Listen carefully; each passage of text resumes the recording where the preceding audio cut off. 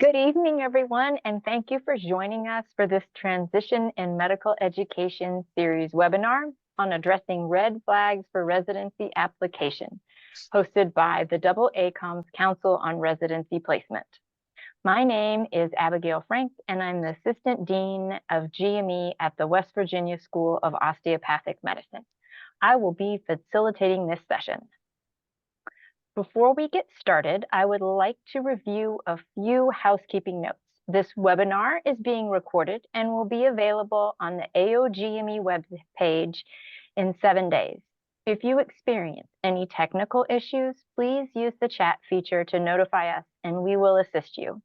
If you have any questions or comments at any time during the webinar, please submit them in the Q&A feature. If time permits, we hope to be able to answer all your questions. Now I'd like to go over the goals of the webinar. This webinar features 2 panelists, one an emergency medicine program director and one a family medicine program director. This webinar will provide guidance on how to address red flags in residency application and the interview for residency. The panelists will cover how to address board failures, gap years, traffic tickets, and how often and where to address red flags and more. Now, I would like to thank our panelists who joined us today to speak with you and share their advice. I will let them introduce themselves, and we'll start with Dr. Mark Gustafson. Thanks, Abby. I appreciate it. I'm Mark Gustafson. I'm a program director of emergency medicine at Charleston Area Medical Center in Charleston, West Virginia. I've been involved in education since 2016 when I graduated residency, then served as core faculty and associate program director, and I've been a program director since March 1st of 2020. I think this is an interesting topic. I'm excited to talk about it, and I know that Dr. Radcliffe and myself may have some different past experiences being in different specialties, so hopefully this will be helpful to you. And Dr. Eric Radcliffe. Yeah, hi, my name's Eric. I'm a family medicine program director at United Hospital Center in Bridgeport, West Virginia. And I know there's several different Bridgeports across the United States, but this is Bridgeport, West Virginia. You'll probably have to Google it to see where it is. Most of the applicants do. But I come out of private practice in a small town south of here called Buchanan, West Virginia, about 5,000 people, I think. Little hospital, St. Joe's, about 25 beds. I went from that to a teaching job, and been now a program director in family medicine now for about the past 26 years, I think. Be 27 years coming up the next couple months. So it's been a change that I've seen in the years for applications. Applications, in my belief, they've become more complicated. Now, it used to be all on paper. You know, I would have just stacks of paper in my office that I had to split up and sort of give to different people to look. So electronics has made it easier to get through the information, but it hasn't made the information any simpler. If anything, there's a little bit more catches you have to look at compared to maybe 10 or 15 years ago. But this is a great topic. This is something that students stop and ask me all the time in my office of all different specialties, whether they're applying to surgical specialties or internal medicine or OBGYN. Hey, Dr. Radcliffe, could you take a look at this and see what you think? Okay, let's sit down and talk about it. So this is because I think that applicants have to understand that almost nobody has a perfect application. And after you look at thousands of them, you kind of figure that out. There's just no perfect application. There's always something that some program director is going to pick up on and say, hey, tell me about this. So I'm excited. I appreciate Dr. Franks including me in this discussion. If you all could let us know, what are the major red flags that you see in applications?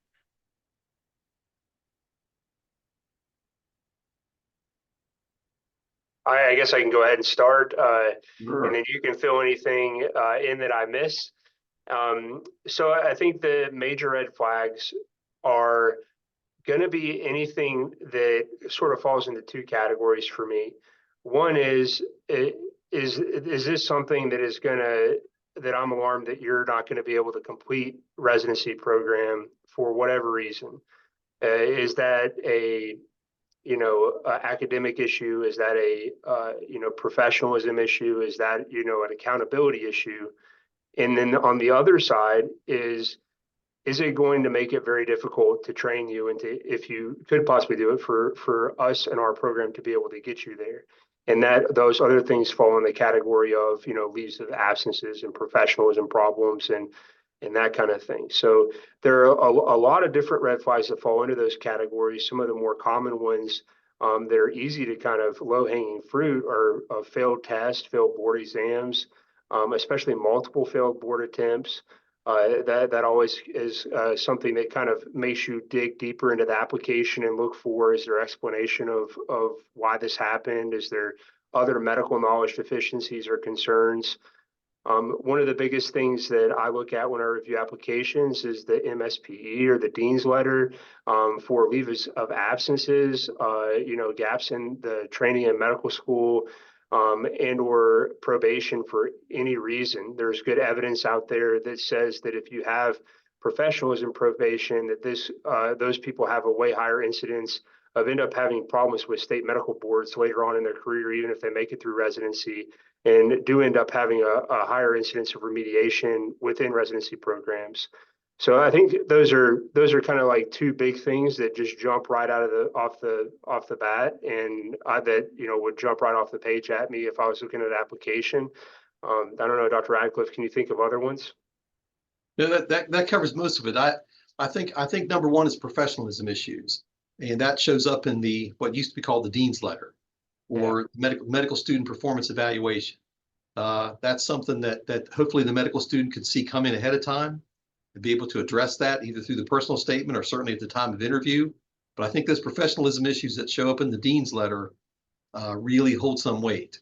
And as Mark said, that there's been studies that have shown that if you have professionalism issues in medical school, well, things may not be any easier for you somewhere down the line in your career. The other thing I would possibly add would be, I guess what I would say, maybe like ill-prepared personal statements. Like if I read a personal statement that's just a paragraph, or the opposite. If I read a personal statement, it's like 3 type pages, 4 type pages, and everything counts when you prepare your personal statement. First of all, I would stay away from having somebody else write your statement, or ChatGPT or something like that, because too perfect is too perfect. But take the time to prepare your personal statement as you prepare that for that specialty, and make sure you prepare the personal statement specific to that specialty that you are applying in. Family medicine sometimes gets this second or third look in the match, which says, I read somebody's personal statement and it says, I've always liked delivering babies and OBGYN is like my choice, or something like that. Just don't make big mistakes in your personal statement. Take the time, have somebody else read it for you, correct all the grammar mistakes, have somebody look at it and figure out, is this written well enough to come from a doctor? Like, think about that carefully. Otherwise, I think Mark's covered those things. Prolonged education time. If you were in medical school more than 4 years, then explain why. Don't leave that up to the program director to guess, because we always guess to something that may be more negative than it really would be. Maybe that was just test prep time. Maybe that was some substantial illness. Maybe it was financial. I mean, I've had medical students say, look, I couldn't afford to keep doing what I was doing in medical school. I had to take a year off. I took this job. Here's what I did. I got back into school. Fair enough. Just explain to me the time. Failed tests are always the big concern for students. It kind of depends on the reason for the failed test, and you should try to explain that. If you fail step 1, which is now pass fail, right? You prepare for it, pass it the second time. Here's what I learned to do. Fair enough. But if you failed a second or third time, then it looks like, well, you're just guessing and you didn't prepare. And as Mark mentioned, we're looking for things that would be an indicator of difficulty in getting you trained as a board certified doctor. Like, are you going to be successful in the residency program? And when you're failing tests 2 and 3 times, it's hard for me to put together how that's going to work, because believe it or not, when you step into residency, you're not done taking tests. You're still got to take step 3, and you still got to take board exams. You're going to have to take in-training exams. Like, the testing times are not over. That's why tests become so concerning. But I think that's the other things I would throw in there, is make sure your personal statement is well written. We talked about board failures and having to repeat a year, but what are some red flags that students or applicants might not know about that you all see in applications? I think that there definitely are some. I think the ones that we just mentioned are definitely the bigger ones that are very clear and very obvious that probably people listening to this probably already have a general idea that maybe that was something that they should look out for.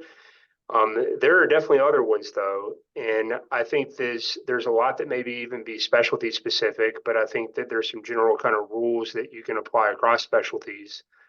I think that if you have an incomplete application, it's a red flag. By the time that I'm seeing it as the program director, by the time the application is released to the programs, you should have the application complete.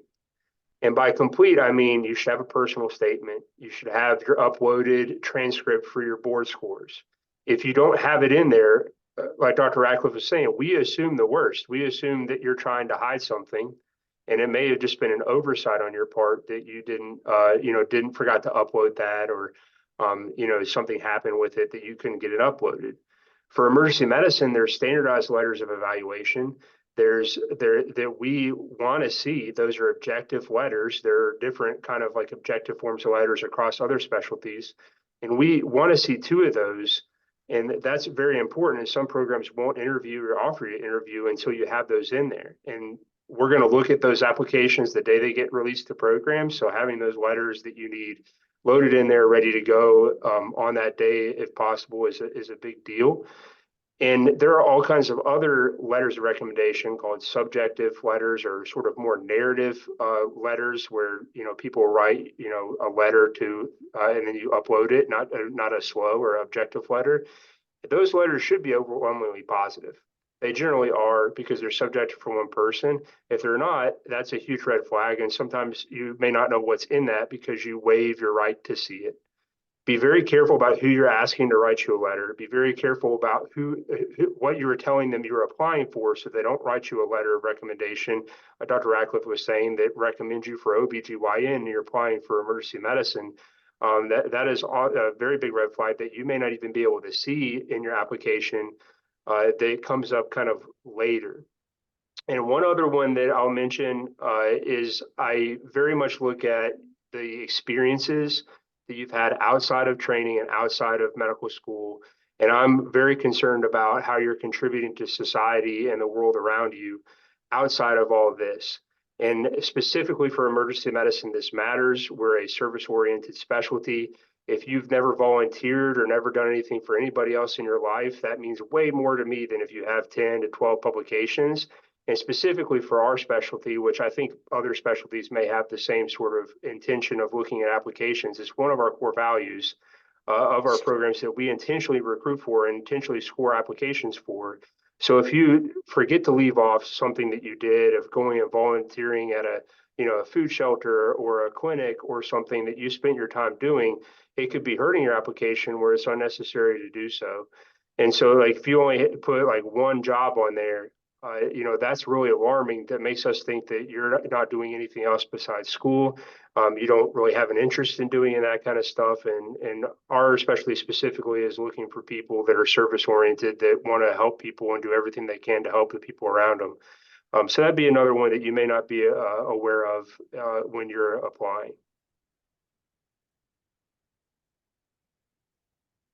Yeah, I think there's some amazing applications that show up that are incomplete on the first day they get dropped into my box. There's thousands of applications, but the ones and there's a quick way to filter out a lot of those. But you'd be surprised how many applications show up and there's no letters of reference.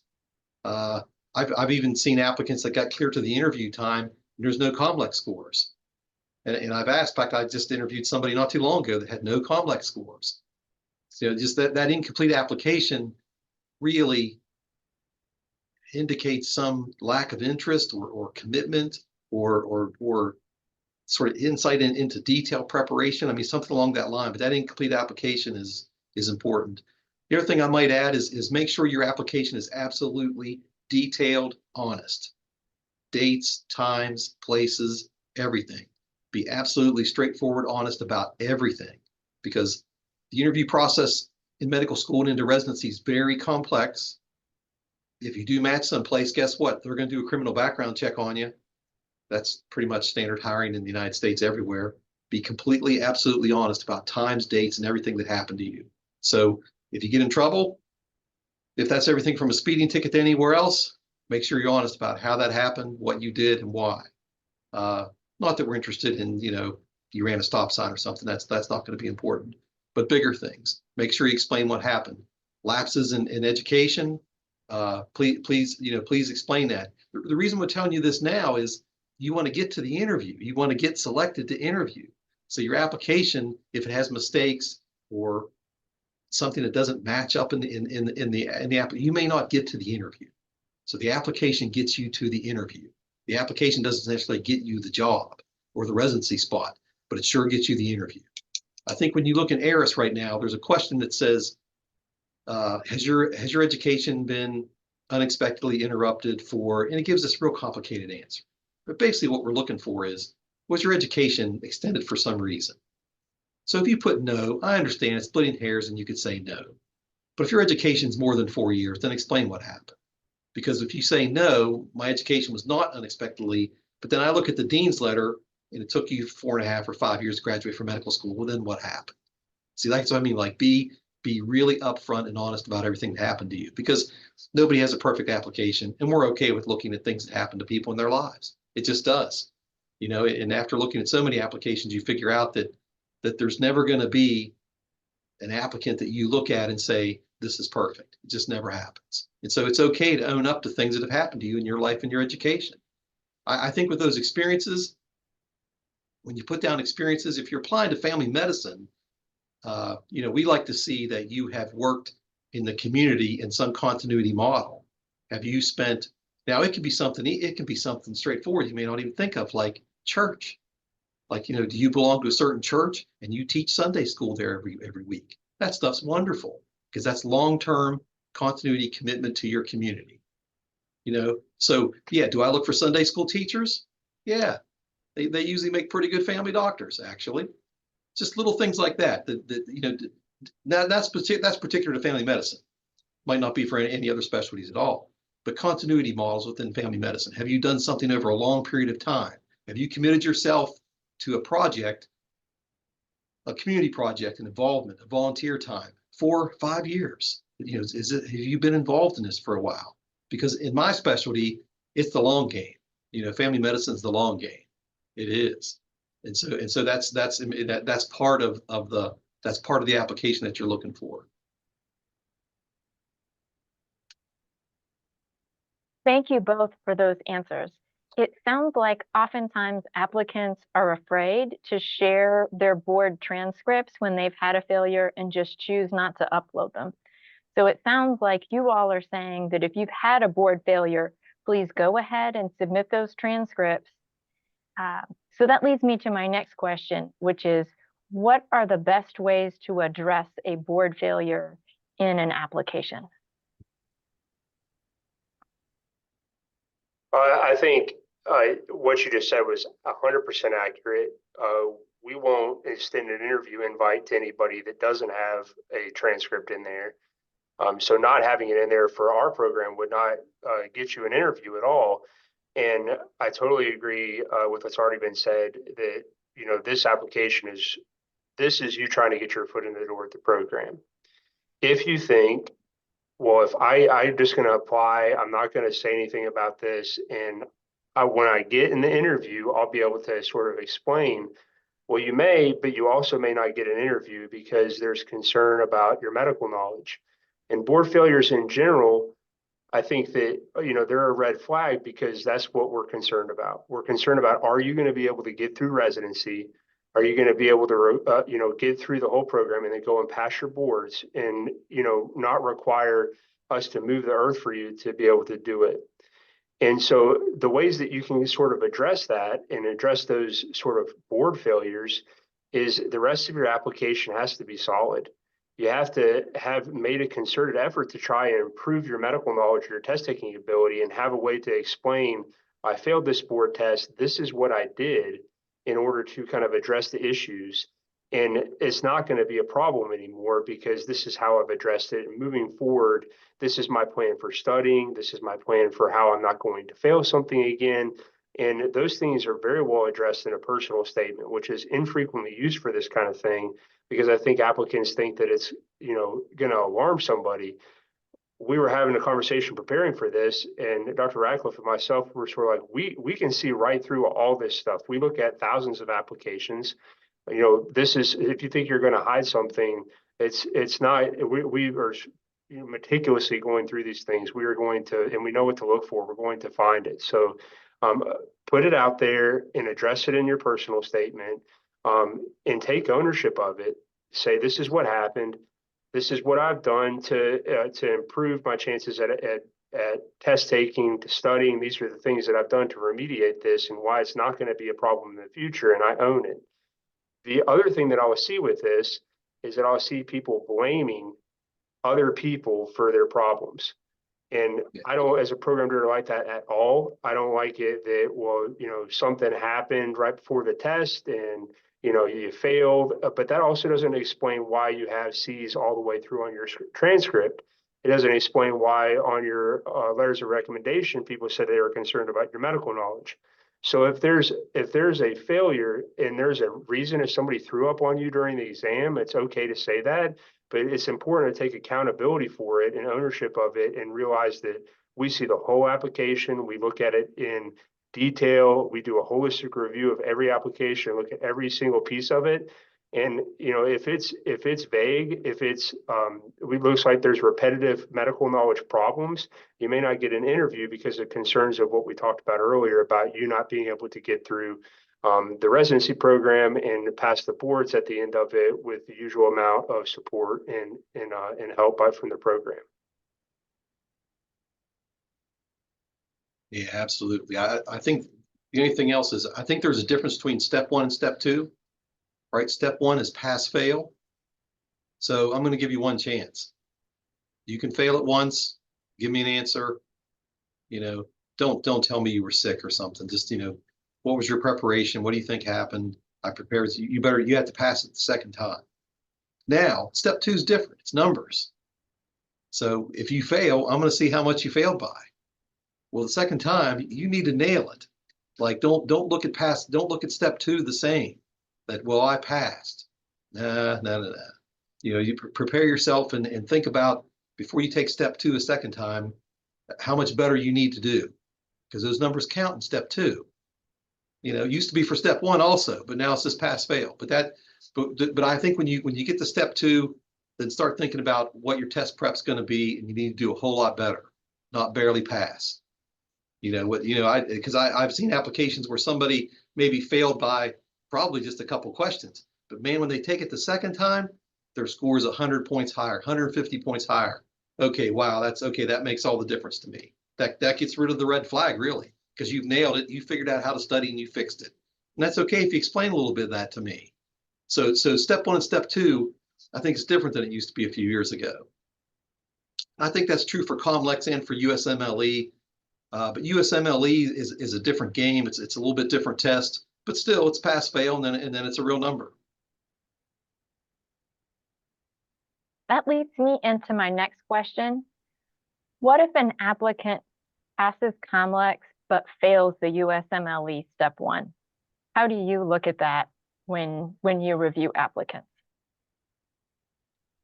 I think that as osteopathic, students, I think that there is a large amount of people, after reviewing, like we said, tons of applications, that end up taking the USMLE. They take step 1, ended up either failing, or when it was scored, would do significantly worse on that test compared to the level 1. And then you look at step 2 versus level 2 scores, and they seem to be more comparable. I really do have a belief, although it's probably anecdotal based off of reviewing a bunch of applications, and I don't know if it's actually evidence-based, but I do believe that osteopathic students struggle with the USMLE, specifically the step 1. And if I was advising a student and there wasn't a significant reason that you needed to take step one, I would avoid it. Take step two if you feel like you need a step two to measure yourself against allopathic applicants, because that does seem to be more of a comparable test. And I really think it's rooted in biochemistry and that kind of thing. I think there's way more biochemistry on the USMLE step one than there is on the COMLEX level one. And I think that that's something first and foremost to kind of like point out. Now, how do you address that? I think it's the same way that we're talking about. I think that you have to specifically call it out and say this happened. This is, what I think happened. This is how I addressed it. And then you need to do better on step two or level two. What was said before about looking for growth, looking for improvement. Like if there's one board failure and you've failed level one, or you failed step one, you passed level one, you failed step one, but then you went and took level two and you got a 600, or you got on the step two, you got a 240 or something, like, and there's this big significant improvement. That makes me feel all warm and fuzzy inside, because I realized that you had a reason and you had a misstep, but you took accountability for it, and then you kind of moved on. And then I did see something in there that popped up of somebody told a student that they were told not to address it in their personal statement. But I can tell you that if you have board failures, that is the immediate first place that I go to look to see if it's addressed or not. So that may be somebody else, is my opinion. This is kind of what this is all is. It's not evidence-based, but that is right where I'm going to look to see if it's addressed, because I want to see that there's an understanding of what happened. I look at the other scores, I look at the MSP, I look at the transcript to see if there's a trend in medical knowledge issues. And if it's addressed and did it improve, is there going to be a plan for how things are going to be better going forward? So I hope that helps. Yeah, I guess, different places are going to tell you different things. That's the first place I look. I look in the personal statement for board failure explanations, prolonged education. You were in medical school longer than normal. An explanation of most things. That doesn't mean your whole personal statement has to be just about that. In fact, it probably shouldn't be. But at least throw that in there, because where else on the application are you going to explain that to me? Like I said, you want to get the interview. So if you explain all that to me, well, that's okay. You explain things. Now, in the family medicine world, especially because we're an osteopathic residency basically run by an MD at United Hospital Center. That's kind of the way it's always been. We're an osteopathic residency. So when I look at USMLE test scores, step one, I never know what to think about, because it's pass fail. If you fail it, it probably doesn't make much difference. If you pass, okay, good for you. But USMLE step two, if you do very, very well on that, it's an interesting part, because you're applying to a family medicine residency. So I always think, like, well, what else are you doing? Because we're okay with the COMLEX scores. We don't need the USMLE scores, not in this specialty. Other specialties may be different. If you're applying to OBGYN, certainly surgery, maybe other specialties, they may be of the opinion that yes, you should take USMLE, which I still think is a little bit risky, because it's not exactly the same information. But that's okay. Your medical school may be able to give more advice on that. But on the family medicine side, I kind of wonder why you're taking USMLE. You're an osteopathic graduate, and we're fine with that test. But that's because we've had osteopathic residents here for over 30 years, and we're used to that testing model. We're used to looking at those exams. In fact, I probably see more COMLEX scores than I see USMLE scores here. I think one more thing, sorry, Abby, is, you're talking about COMLEX versus USMLE. You're talking to a family medicine program director and a emergency medicine program director. And we both have, sort of like osteopathic relations with, I'm a DO. Our program was formerly an AOA program before it was ACGME accredited. And I think that this is also probably pretty specialty dependent, whether or not you should take both tests. We're very okay with just the COMLEX at our program. And I think our specialty largely probably as well. But if you're applying to orthopedic surgery, you may limit yourself by, not having all the tests. So I think I would really advise you to try to find a mentor and an advisor that's in that world, and asking them sort of for advice about those specialty specific things. And then somebody else asked about, what about a leave of absence if there was a family member or something that got sick? Yes, that's not blaming somebody else. That's explaining kind of what happened or why there was a leave of absence. You had to take leave. That's not an issue at all. Like that's as long as it's sort of explained of what happened. It was you're doing caretaking for somebody else. Like I wouldn't worry about that at all. But yeah, that would not be blaming somebody else for the situation. It would just sort of be explaining it. Going off that question, leave of absences can be really complex. What if your leave of absence was something personal or medical related that you don't legally have to share when you're applying for a job? So how would you recommend that applicants sort of address those issues without giving too much away? Because I think there's a fear that if an applicant tells you that they're really ill, that you may be concerned that they won't be able to complete the program.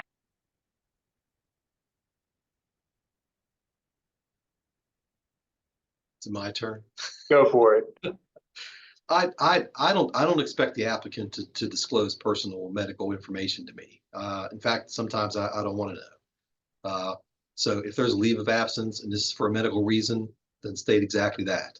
I took off 4 months, give me the exact dates, and say that this is the time I took off for personal medical issues or to be the primary caretaker of my mom or whatever it is, but just tell me the story. But I don't need the personal details. Now, if you want to tell them to me because you say, I wrecked my motorcycle and I had a broken femur and I had to get it fixed and here's what I did. Well, okay, fair enough. That's, that's okay. But I don't feel like you have to disclose personal medical explanation of time off to me at all. And many times I'd rather not know, actually. I accept that you're here today and you're presenting yourself in this application and you may get an interview and that's the way we're going to handle it.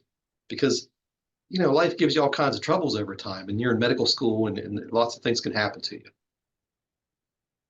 I totally agree. I think using general context of I took a leave of absence for personal medical issues, that's as bad as specific as I feel like that you would need to be about that. I think as a program director, we're always sort of worried when any leave of absence, but a medical one, the only question I have is like, are you going to be able to kind of complete residency and do the job requirements? And, our emergency medicine, you're lifting things, you're doing that kind of stuff. And I think there are applications that you have to check that, you'd be able to do the thing. So I think is general term of as being as specific as it was a medical leave of absence would be adequate. And I think that any program director that was asking you to be more specific and give details would, I'd be a little bit alarmed by that. Is it a red flag if you don't have any publications or presentations, if that section is blank on your application? It depends on what specialty you're applying to. I think that's 100% that, because again, like you used orthopedic surgery, they're going to expect those things.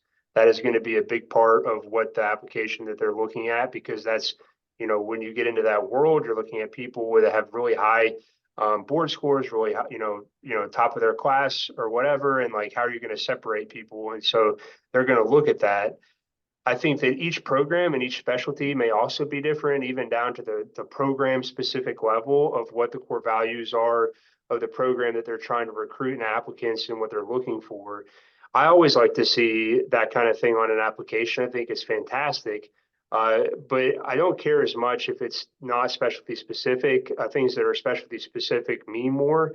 Like, for example, if you're applying emergency medicine and you did published a case report about something you saw in your EM rotation, or you got hooked up with somebody at a program and you did some emergency medicine specific research, that is fantastic, and it's like the top tier. And then there's, I got involved with this because I met this person on this rotation and did something. That's always very good.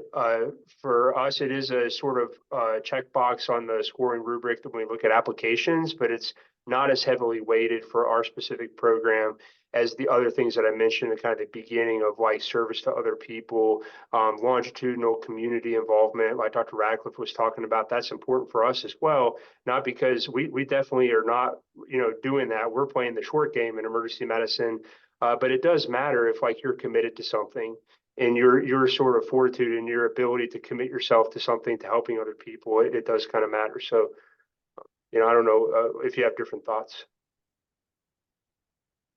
No, that's good. I think that when you look at those papers and presentations, some of those papers are from, I don't know, the 8th grade. That's an exaggeration, but they're from way back when. They're undergraduate published papers on some obscure scientific something or other, and they were published in some journal I've never heard of before, and I'm not sure how much that matters. But what I like to see though is presentations, because that tells me that you'll talk to people and you'll help teach. And any residency anywhere likes to have, especially upper level residents, that will present to the group and help teach. So in your application, if you've got it can be, I presented, hyponatremia to such and such a group at CAMC. Great. Like, tell me when you did that. Give me the dates. And like, I like to see presentations, because that tells me that you're willing to talk in front of people and you'll help teach, because that makes good residents. But the obscure publications, I mean, goodness knows, yeah, if you publish something in New England Journal 2 years ago because you met some doctor somewhere, great. That's fine. We love to see that stuff. I think that some of this is program specific. In internal medicine, if you want to do internal medicine at some community hospitals, it might not be that big a deal. But if you want to do internal medicine at Mass General, then yeah, you better have 15, 20 publications in there that have some meaningful value to them in medicine.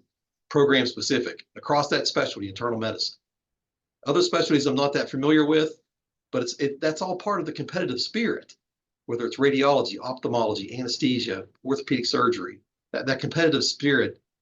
There's always going to be some calculation of publications in there. And that may also be program specific. It may also be specific to that particular hospital and that program. But on my side of things in the family medicine group, yeah, I like to see presentations, because that means that you're okay with talking to people. You'll help be the teacher, which means a lot to us here. Which is a bigger red flag to you, academic or professionalism problem in medical school? Professionalism. Yeah, professionalism. 100%. That's an easy question. I think the reason is that we have built a really robust faculty group. I think most programs spend a lot of time on selecting the right people to support the program and support the residents and to teach. And I think that if you are teachable and you're receptive and you have an ability to, have some baseline, kind of medical fund or knowledge, we likely could get you through the program, even if you struggle.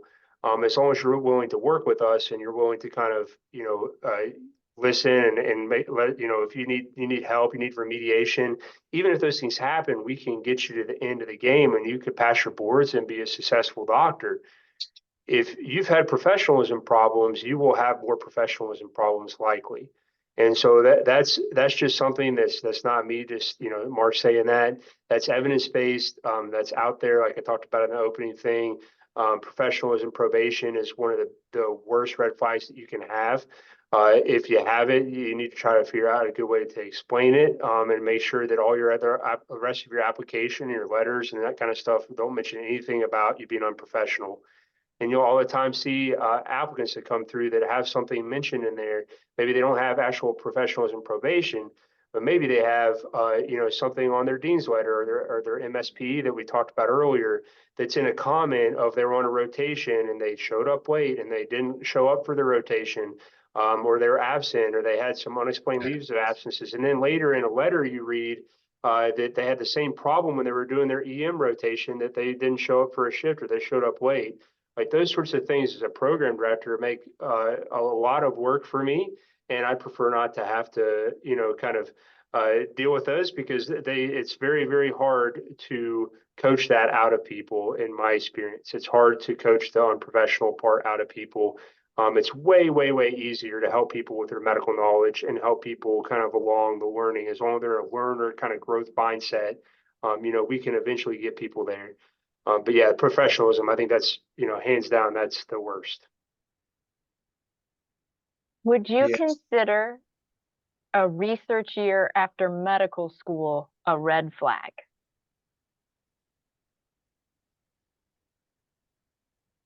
Well, it's not something you see in family medicine very often at all. Uh, it's not necessarily a red flag. I just like to say, well, why? I mean, what was the delay? Did you feel you weren't ready to step into your profession, or what? Like tell me why you did a year. Now, if you're taking a year off to do research and you're going to go into some academic radiology program, okay, great. That maybe that's going to contribute to help you in the match. Uh, I've seen I've seen a few applicants that have taken a year off for research because they were going to do ortho, they were going to do radiology, they were going to do ophtho, derm, something that's very competitive. And maybe they thought that this would give them time to bond with that program at that institution, maybe open up a couple doors for them with this year of research. But in our world in primary care, that's probably not something you see very often. I wouldn't necessarily see it a red flag. I would just kind of wonder, well, what was the motivation behind this year? What were they seeking in that year? Assuming that they didn't take $100,000 a year job someplace, that's a whole nother story. But usually those research years are not well paid. So I kind of wonder why they were, what were they interested in? Like, what was the motivation behind the year? So it's not necessarily a red flag. I would agree. I think that I would want to know the context behind why that was chosen over doing something else, like like an intern year somewhere, or something like that, where you're in the medical field, learning skills, learning how to sort of apply the medical knowledge that you had in medical school, to learn to kind of get yourself ready to be a resident. In my opinion, doing a research year doesn't prepare you for that. You're not doing anything to prepare yourself in order to how to functionally be a resident and learn while you're also working. And so I think that as far as research years, it's pretty uncommon to see somebody go into a research year that's from a traditional osteopathic or allopathic medical school. The more commonly you'll see people from those schools go into what I was talking about of doing a sort of transitional intern year. It's more common to see that international medical graduates, in my opinion, for at least in our specialty, of CIMGs applying that have had, I'm going to go and I'm going to do a year of research and then apply. That can be a good thing, but the more years that get tagged onto that outside of clinical medicine becomes a real big issue. Gaps in education are one thing, gaps out of medicine are another. And so if you're spending a significant amount of time doing research, that's kind of cool. That's helpful. It's nice to have people that can do research. But I have found that people that take a significant gap of time out of the clinical arena have a really hard time getting back into it and a really hard time transitioning back into patient care. So I think that if you are going to have to do that and you say you don't match, trying to get into a place where you can do a year in the clinical arena and then reapply to the specialty that you're trying to get into, or change plans, is probably a better plan than doing a research year. If you're already doing a research year, I would try to spend as much time as I could doing shadowing or being in the clinical environment or getting clinical exposure, and then getting letters of recommendation from the people you're working with supporting your reapplication to residency. I think that will be helpful and kind of make people have a little bit less heartburn about taking you and worrying about the fact that you've been out of medicine and can you adapt to coming back into it. Would you view a student who had transferred medical schools as that being a red flag? Yes. Yeah, I think it is a red flag.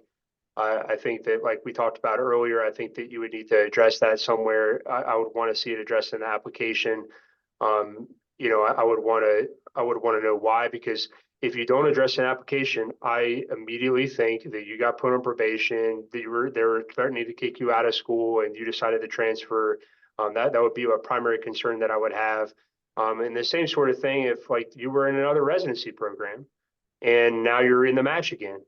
You know, I want to see a letter from your program director, it's saying that you were in good standing, that, and the reason that you left or whatever. I think that also is a red flag, because the things sort of, my spidey senses sort of perk up and say, okay, what's going on here? Is there something that I'm not getting all the information? Yeah, I mean, I think transferring medical schools is almost never for a positive reason. I'm not sure if I've ever seen it for a positive reason. I think if it's international medical graduate, it's probably even worse, because that usually means they were dismissed from a school and now they're jumping to some other school, and it's hard to know what to do with those applications. If you've already graduated from medical school and you've started training someplace else, and you leave that internship or you leave that residency, 100%, you have to explain why. And you need a letter somewhere in your reference list that helps you explain why. Because probably in the last at least 2 or 3 years, I've seen more applicants leaving programs than ever before. This just didn't happen, say, 10 years ago. But in the last 2 or 3 years, I've seen more applicants to this specialty. Other specialties may be different.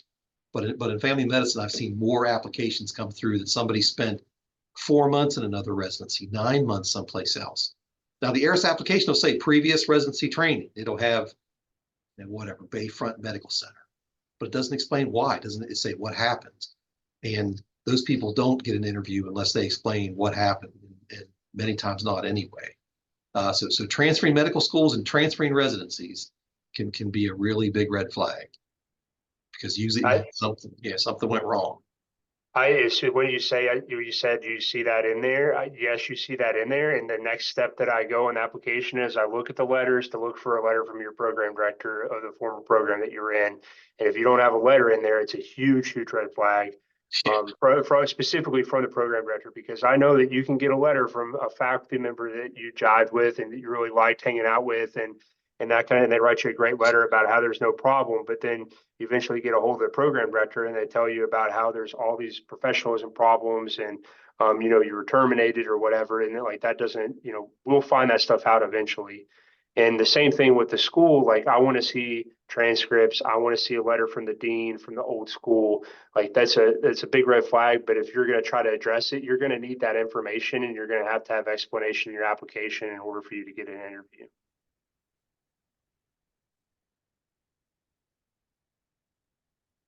I know we touched on this a little bit earlier about background checks, but if an applicant has, say, a misdemeanor and it's something pretty innocuous, say like a traffic ticket, versus maybe they've had a DUI, does your program screen out all misdemeanors or felonies, or do you read through those sections and take it on a case-by-case basis? We don't screen out all the people based off of that. We review all of them. And I would say I really don't care if you got a traffic ticket. It doesn't matter to me at all. And I see people that get a traffic ticket because they were going 5 miles an hour over the speed limit and got a traffic ticket.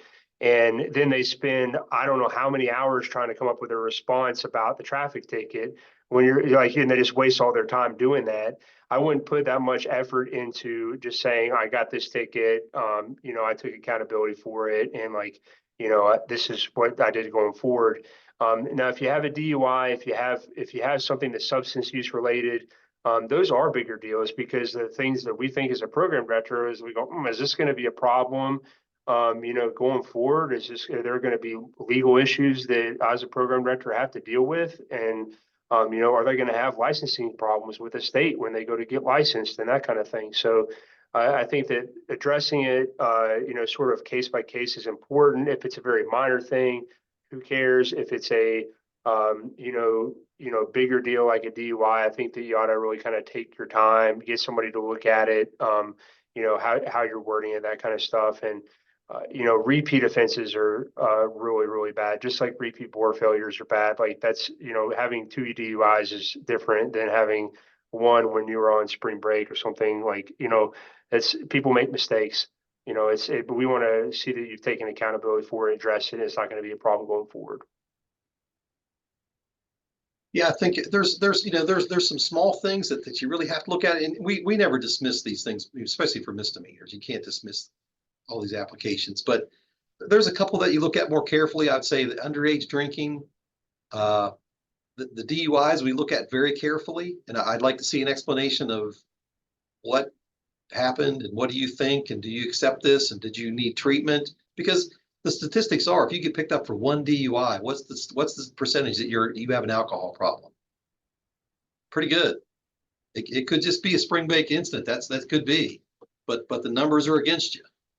So if you have one DUI, I'd like to see that explained, because that's a marker for maybe future problems here. And I've taken residents who've had DUIs. I mean, I don't know, I may have people here, but it's just that I'd like to see an explanation. Anything above that, any criminal behavior above that, I'm just not sure that any program can deal with that, because at the state level, you may not be able to get a license. And then I've wasted your time, or why am I bringing you here? Like felony convictions, you'd be surprised what I've seen in applications. I mean, I've seen everything from, like violent crimes, attempted armed robbery. I mean, all kinds of stuff. Okay, that's good. I mean, it's hard to believe that would be in applications, but I've seen that, and there's just not much I can do with those applications at all. That's a red flag that stops the game, and no matter what the explanation is. And I've seen some explanations that you wouldn't believe, just paragraphs of basically almost like court dockets, what happened, but there's nothing I can do with that, because I'm worried that I may be able to get you through rotations, but you won't be able to get a license. Some state's going to stop you. So there's a question in the chat. The current NRMP participation agreement notes students are required to report accurate and timely information. Please comment on when a DO student decides not to request their USMLE transcript since they had a failure, but they're not totally being accurate following the NRMP agreement. Have you ever learned about an applicant USMLE transcript after the fact? I have not had that specific example come up in the fact that I learned about it after the fact. But if you don't disclose something and you come here and let's say we give you an appointment agreement, like you're violating the match. Like you're supposed to be disclose everything and be upfront about stuff. And that's a really big issue. That's a really, really big issue. You're better off reporting the information than trying to hide something. At some point, somebody's going to be able to uncover that stone. And, then it's going to be a lot of problems for you. And I think what other people don't really know is that program directors do talk to each other. And, like I've had other program directors email me to let me know that somebody didn't show up for an interview that I had written a letter for. And like that stuff happens. And so it's not just, you're not doing this in a vacuum with one program. You're doing it in a network of program directors that talk to each other.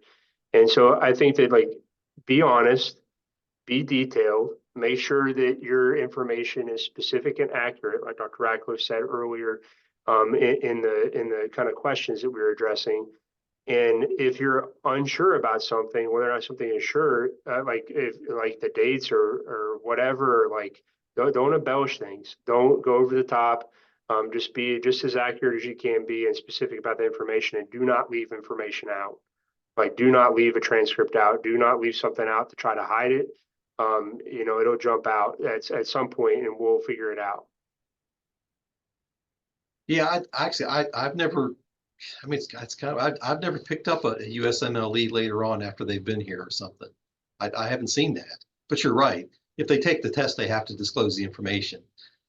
It's probably the most important takeaway from this whole webinar is absolutely be 100% honest and complete. Absolutely, because sometimes I've told medical students, especially if they applied like orthopedic surgery or something, like assume those program directors all talk to each other about you. Maybe they're not supposed to, but assume that they do, because it's a small world in orthopedics and some other specialties.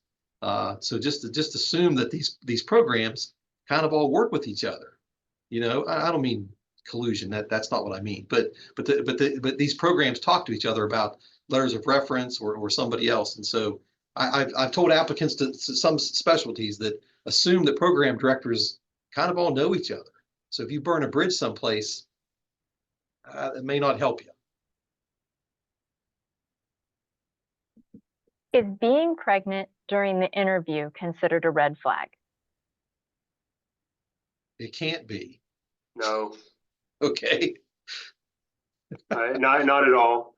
You know, It I can't think be. that we know you're a person. We know you have your own, you know, sort of personal life, and like that's, you know, part of it. That's not a problem, and people shouldn't be asking you about that. It's a match violation.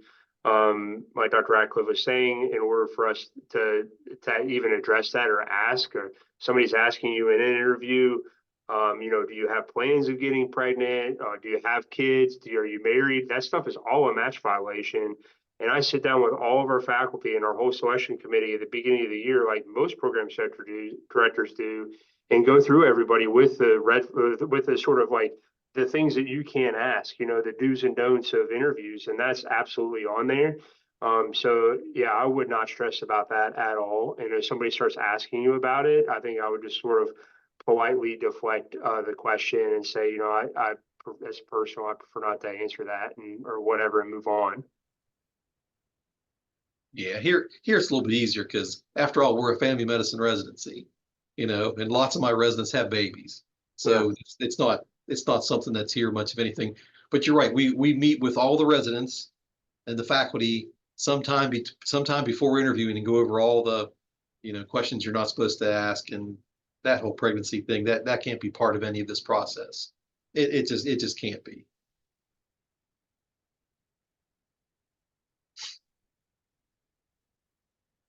As a DO student, if I took step 2 but not step 1, do you suggest I explain why I didn't take step 1? I mean, I would understand. Like, it would make perfect sense to me why you would not have taken step 1, as long as I see the transcript. You know, like I'm fine with it. Like I don't have any sort of reservations about somebody that did that, because I think it's very commonplace that osteopathic students will do that, because like we talked about earlier, they get advised not to take step 1, and then take step 2 because it allows them to sort of compare themselves to allopathic, you know, applicants at places that may not be as open to osteopathic students. And so I think that that's very common to see that in application. You don't think you would need to explain that at all.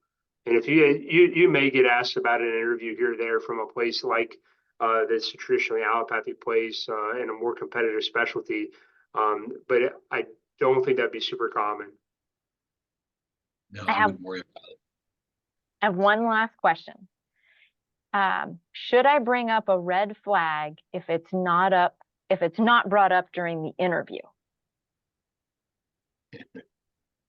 That's always a tough question, and I think I would err on the side of if you get asked, was there anything else you want to talk about?